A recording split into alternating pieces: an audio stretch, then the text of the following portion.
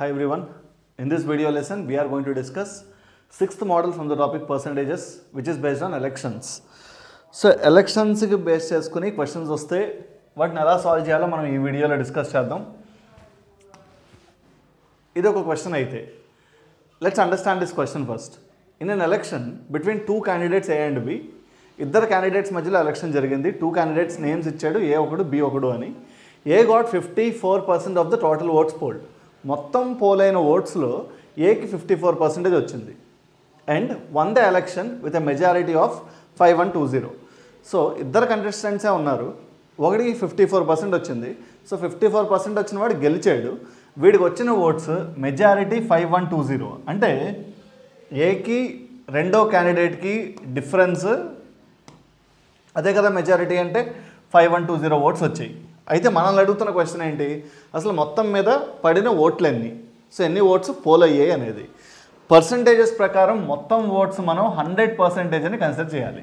So total number of votes polled we will consider it as 100%.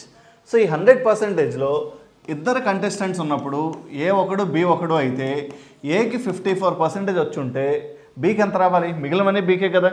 So బీకి రావాల్సింది 46%. ఏకి వచ్చిన వర్డ్స్కి బీకి వచ్చిన వర్డ్స్కి డిఫరెన్స్ ఎంత, 8%. సో 54, 46 డిఫరెన్స్ ఎంత, 8%. ఇదే కదా మెజారిటీ ఏకి వచ్చింది. సో ఏకి వచ్చిన majority in terms of percentages 8%. Votes ప్రకారం ఎంత మెజారిటీ అంటే 5120. సో 8% 5120 అవుతున్నప్పుడు మనల్ని అడుగుతున్న క్వశ్చన్ ఏంటి, మొత్తం మీద పడిన ఓట్స్ ఎన్ని, 100% ఎంత. 8% 5120 అయితే 100 ఎంత. ఇది ఎలా క్యాలిక్యులేట్ చేయాలి, 8 × 64, 8 క్యూబ్ కదా 512 అంటే, 8 × 64 512. So 8 × 640 5120, 100 × 640 gives your answer and it's 640 100, 64000. Let us look at another question now. ఈ క్వశ్చన్కి మనం తర్వాత సాల్వ్ చేయబోతున్న క్వశ్చన్స్కి డిఫరెన్స్ ఏంటి, దీంట్లో ప్రతి ఓటు వ్యాలిడ్ ఓటే, ఇన్వాలిడ్ ఓట్స్ లేవు, అంటే చెల్లకుండా పోయిన ఓట్స్ లేవు. ఒకవేళ కొన్ని ఓట్స్ చెల్లట్లేదు అనే అలాంటి సిచ్యువేషన్ ఉంటే అప్పుడు ఆ క్వశ్చన్స్ని ఎలా సాల్వ్ చేయాలి. ముందు మనం క్వశ్చన్ అర్థం చేసుకుందాం. In an election between two candidates 10% of the total votes are declared invalid. ఇద్దరు క్యాండిడేట్స్ మధ్యన ఎలక్షన్ జరిగింది. సో రెండు పార్టీస్ అనుకోవచ్చు, ఇద్దరు క్యాండిడేట్స్ అనుకోవచ్చు. ఒకటి ఏ, రెండో వాడిని బి అనుకుందాం. జరిగిన ఎలక్షన్స్లో 10% ఓట్స్ డిక్లేర్డ్ ఇన్వాలిడ్, చెల్లకుండా పోయిన ఓట్స్ 10%. పర్సంటేజెస్ ప్రకారం మొత్తం ఓట్స్ ఎన్ని, 100%. దీంట్లో చెల్లకుండా పోయిన ఓట్స్ ఎన్ని, 10%. అంటే వ్యాలిడ్ ఓట్స్ ఎన్ని, 90%. సో ఇప్పుడు ఏకి వచ్చిన ఓట్స్ బీకి వచ్చిన ఓట్స్ 90% ఓట్స్లోనే ఉంటాయి. ఓకే, మనకి ఇచ్చిన ఇన్ఫర్మేషన్ ఏంటి, the winning candidate got 60% of the total valid votes. వీళ్ళిద్దరిలో ఎవరైతే గెలిచారో ఆ గెలిచిన వాడికి వ్యాలిడ్ ఓట్స్లో 60% వచ్చింది. 100లో 60% కాదు, వ్యాలిడ్ ఓట్స్లో 60%.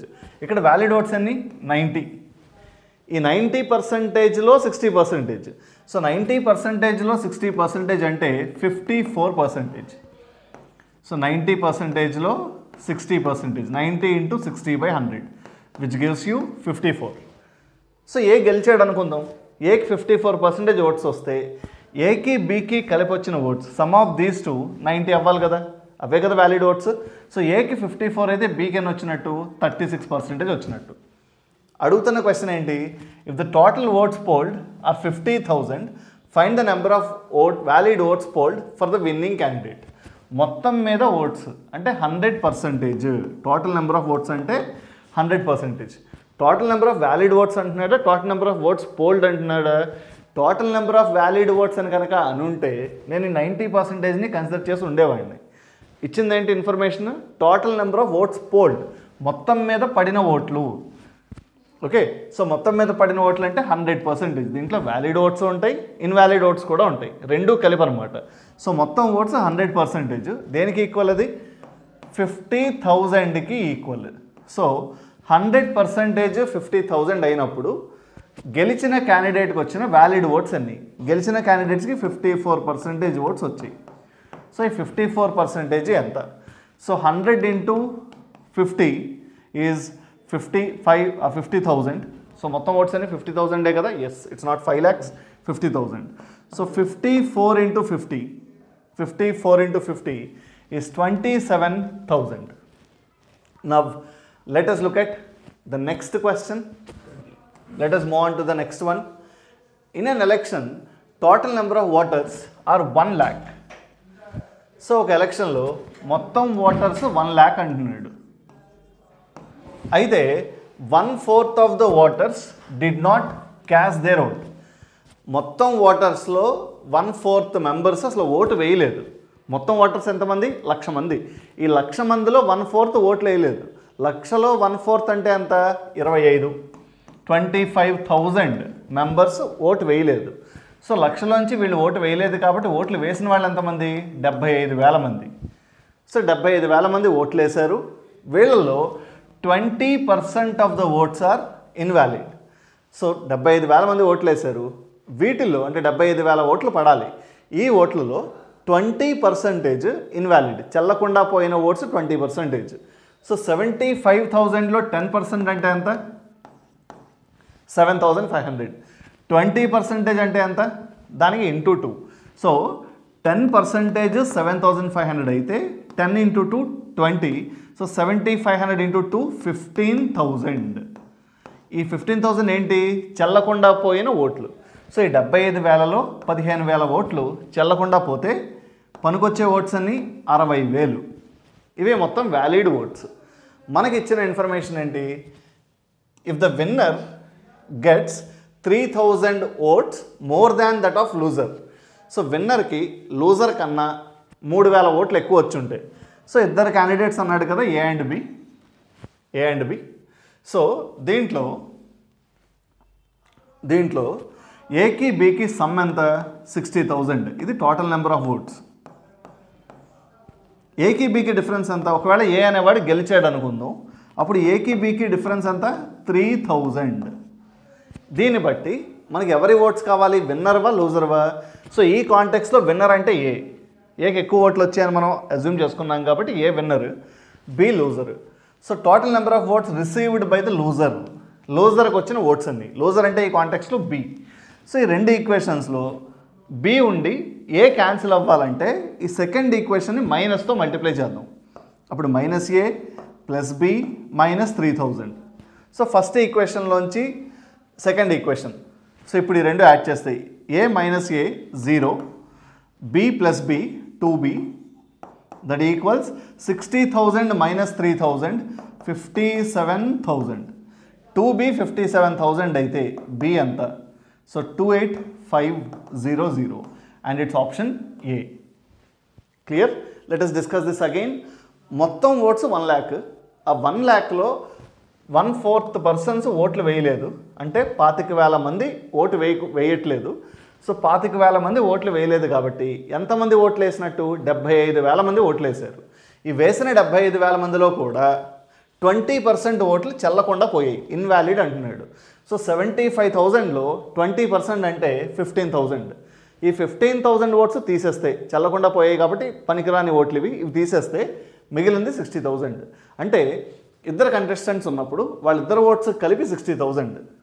అయితే గెలిచిన వాడికి అడుగుతున్న క్వశ్చన్ ఏంటి? Total number of votes received by the loser. ఓడిపోయిన వాడికి వచ్చిన ఓట్స్ అన్ని. సో గెలిచిన వాడికి ఓడిపోయిన వాడికి వచ్చిన ఓట్స్ 60,000. వీళ్ళిద్దరికి డిఫరెన్స్ ఏమో 3,000. దానిని బట్టి బి అంత. ఇది మనం క్యాలిక్యులేట్ చేసాం. Let us look at another question of. ఈ క్వశ్చన్లో ఒక ఎలక్షన్లో candidate A got 40% of the total valid votes. If 55% of the total votes are declared invalid. మొత్తం ఓట్లు ఎన్ని అనుకోవాలి? 100% అనుకోవాలి. ఈ 100%లో 55% of the total votes are declared invalid. 55% votes చెల్లట్లేదు. సో 100లో 55% అంటే 55 పోతే మిగిలిందంతా 45%. ఇవి మాత్రమే పనికొచ్చే ఓట్లు. దీంట్లో ఏకి ఎన్ని వచ్చాయి? A got 40% of the total valid votes. So మొత్తంలో వ్యాలిడ్ ఓట్స్ 45%. ఈ 45%లో ఏకి వచ్చింది 40%. సో 45%లో 40% అంటే 45 × 40/100 దట్స్ 18%. ఈ 100లో ఇది 18% అని అర్థం. సో ఏకి 18% వచ్చింది. అయితే అడుగుతున్న క్వశ్చన్ ఏంటి? If the total number of votes fold is 2,80,000. Total number of votes fold అంటే పర్సంటేజ్ ప్రకారం ఎంత? అది 100%. ఈ 100% 2,80,000 అయినప్పుడు మనల్ని అడుగుతున్న క్వశ్చన్ ఏంటి? Votes polled in favour of candidate A. ఏకి వచ్చిన ఓట్స్ అన్ని ఏకి ఎంత వచ్చాయి? 18% వచ్చాయి. 100% 2,80,000 అయితే 18% ఎంత? ఇది మనం క్యాల్కులేట్ చేయాల్సింది. So 18 into 2,80,000 divided by 100. So 18 into 28 తెలిస్తే క్యాల్కులేట్ చేయొచ్చు. లేదనుకోండి 18 is a multiple of 9, 28 is a multiple of 7 as well as 28 is a multiple of 7. Let us do one thing. ఇచ్చిన ఆప్షన్స్లో 9తో డివైడ్ అవుతున్న ఆప్షన్స్ ఎన్ని ఉన్నాయి చూద్దాం ఒకసారి. 18 9 మల్టిపుల్ కాబట్టి మనం 18తో మల్టిప్లై చేస్తున్నాం కాబట్టి నా ఆన్సర్ 9కి మల్టిపుల్ అవ్వాలి. సో 325. ఒక నెంబర్ 9తో డివైడ్ అవ్వాలి అంటే some of the digits should be divisible by 9. ఇక్కడ సమ్ ఆఫ్ ద డిజిట్స్ ఎంత? 10. అంటే ఇది 9 మల్టిపుల్ కాదు. ఇక్కడ సమ్ ఆఫ్ ద డిజిట్స్ ఎంత? 11. కాబట్టి ఇది కూడా 9 మల్టిపుల్ కాదు. 3 + 5 + 7 15. ఇది కూడా 9 మల్టిపుల్ కాదు. 5 + 4 9. ఇది 9 మల్టిపుల్. 2 + 9 + 8 19. ఇది 9 మల్టిపుల్ కాదు. సో ఇచ్చిన ఆప్షన్స్లో 18తో డివైడ్ అయ్యే ఛాన్స్ ఒక్కదానికే ఉంది. సో ఇది మన answer. Let us move on to the next question of. In this question, in an election between 2 candidates Ram and Raj. ఇద్దరు క్యాండిడేట్స్ మధ్యన ఎలక్షన్ జరిగింది అంటున్నాడు. ఒకటి రామ్, రెండో వాడు Raj. If Raj got 55% of the total valid oats.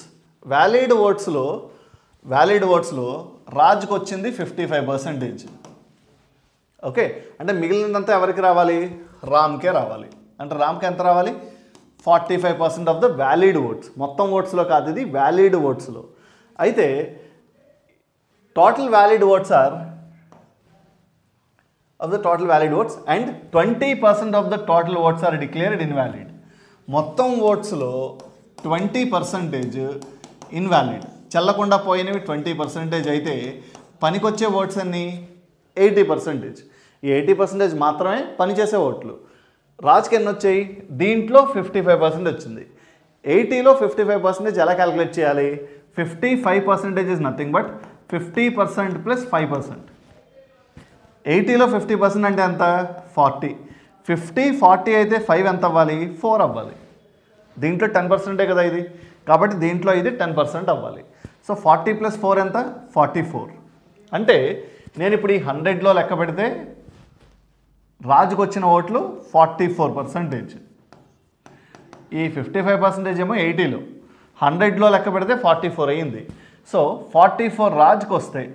ఇప్పుడు రామ్కి రావాల్సింది ఎంత? 36. ఎందుకంటే ఈ రెండింటికి సమ్ 80 అవ్వాలి కాబట్టి వీళ్ళిద్దరికీ కలిపి 80% వచ్చింది. దాంట్లో వీడికి 44 అయితే వీడికి 36.